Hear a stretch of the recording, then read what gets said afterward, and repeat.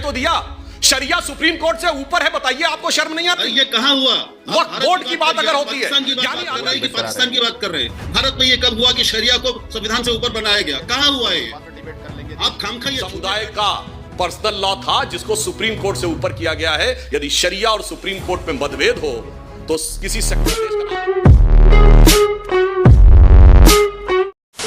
नमस्कार दोस्तों, स्वागत है आपका एक नए जोरदार धमाकेदार डिबेट वीडियो में। कांग्रेस ने अपना मैनिफेस्टो जाहिर किया तो दोस्तों प्रधानमंत्री मोदी जी ने अपने भाषण में ये कह दिया कि ये कांग्रेस का मैनिफेस्टो नहीं, ये मुस्लिम लीग का मैनिफेस्टो है। तो दोस्तों इस पर मच गया है बवाल। तो इसी बवाल पर ये हो रहा है डिबेट में आप देखोगे सुधांशु त्रिवेदी बीजेपी की तरफ से है और वरिष्ठ पत्रकार राहुल देव जी इस डिबेट में है। दोस्तों इन दोनों के बीच में घमासान डिबेट होती है, लेकिन ये डिसाइड आपको करना है कि इसमें कौन सही है कौन गलत। कमेंट में ज़रूर बताइएगा। दोस्तों डिबेट बड़ी जोरदार, मज़ेदार और तथ्यों के साथ डिबेट है, तो आपको मज़ा अवश्य आएगा। तो चलिए शुरू करते हैं डिबेट वीडियो। Let's start. अब क्या देखना पड़ रहा है? अच्छा है मैं अंधा हूँ। मैं ये प्रधानमंत्री जी जो लगातार कह रहे हैं कि इस पर मुस्लिम लीग की छाप है कांग्रेस के मैनिफेस्टो पे, इस पे मैं ये कहना चाहता हूँ। मैंने वो पढ़ा, आप सबने पढ़ा होगा, हमने भी पढ़ा होगा।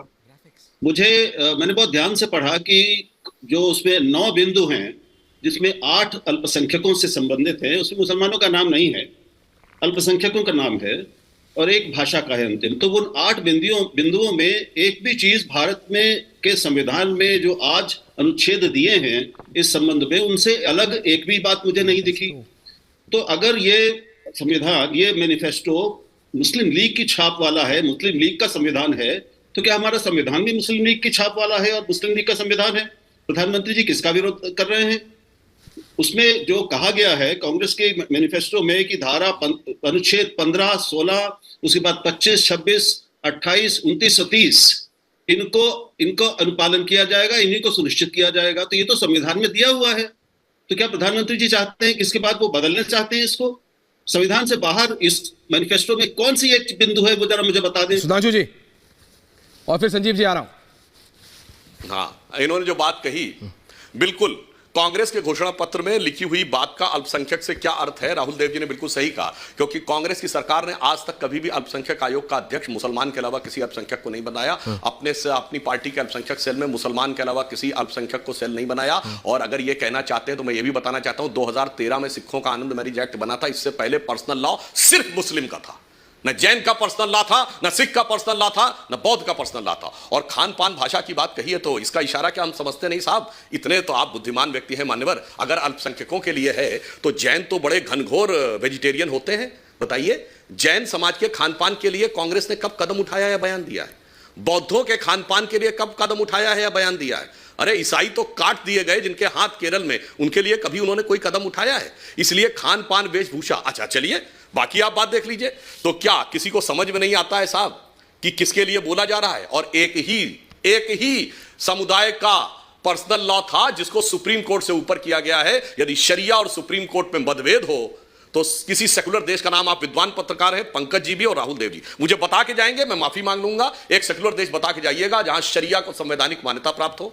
शरिया ही नहीं, ट्रिपल तलाक, हलाला, मेहरम, हज सब्सिडी, ये सब संवैधानिक मान्यता प्राप्त हो। और शरिया और सर्वोच्च न्यायालय में मतभेद हो जाए तो उस देश की संसद सर्वोच्च न्यायालय के निर्णय को रौंद कर, शाहबानो केस कह रहा हूं, शरिया को सुप्रीम कोर्ट से ऊपर कर दे। यह सिर्फ मुस्लिम देशों में होता था, कभी भी सेकुलर देश में नहीं होता। इसलिए मैं जिम्मेदारी से कह रहा हूं कि इस देश के विभाजन के बाद 2 देश तो मुस्लिम राष्ट्र बने और भारत आंशिक मुस्लिम राष्ट्र बना संवैधानिक दृष्टि से। अब मोदी जी उसे वास्तविक सेकुलर राष्ट्र बना रहे हैं, बस इस बात की तकलीफ है। अन्यथा मुझे बता के जाइएगा, वक्फ बोर्ड, ट्रिपल तलाक, हलाला, मेहरम, हज सब्सिडी, शरिया सुप्रीम कोर्ट से ऊपर कोई सेकुलर देश बता दीजिएगा तो मैं अपनी बात वापस ले लूंगा।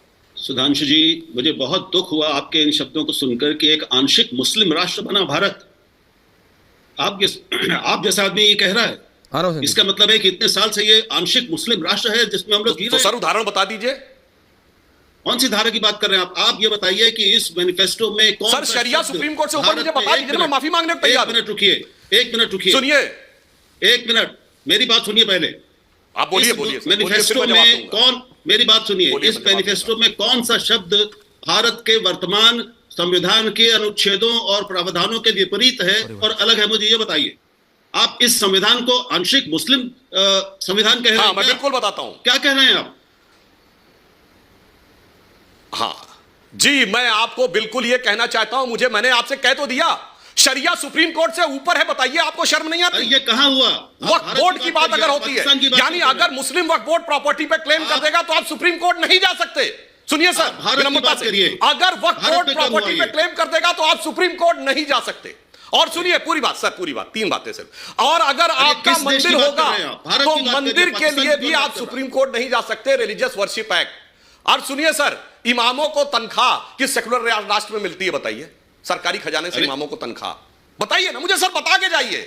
You name a country, this was a secular country, और ये है, it happens only in Muslim countries. क्या भी तो मैं कह रहा हूं, अब हम इसको रियल सेकुलर राष्ट्र बना रहे हैं, इसमें समस्या हो रही है। मेरा जवाब दीजिए, वो जलवाए जलाल बना रहना चाहिए, अन्यथा मैं फिर कह रहा हूं। सर मेरा एक जवाब दीजिए, शरिया सुप्रीम कोर्ट से ऊपर था कि नहीं? बोलिए हाँ या ना। सर शरिया सुप्रीम कोर्ट से ऊपर था कि नहीं? संजीव जी आ रहा हूं। सुनेंगे कि नहीं? आप खुद ही बोलते रहेंगे आप। हाँ पूछिए, बोलिए। किस देश की बात कर रहे हैं? रुकिए 1 मिनट, बोलिए। आप भारत की बात कर रहे हैं कि पाकिस्तान की बात कर रहे हैं? भारत में ये कब हुआ कि शरिया को संविधान से ऊपर बनाया गया? कहां हुआ है? आप खामखा ये झूठे डर दिखा रहे हैं। सर शाबानो केस, सर शाबानो केस, उसमें ये मुस्लिम पर्सनल लॉ, 4 शादियां कर सकते हैं, माइनर से शादी कर सकते हैं, दीज आर कॉन्स्टिट्यूशनल वैलिडिटीज। सर आप वरिष्ठ पत्रकारों की ऐसी बात मत करिए सर। आप कह रहे कब हुआ? शाबानो केस। बड़ा हरामी हो बेटा।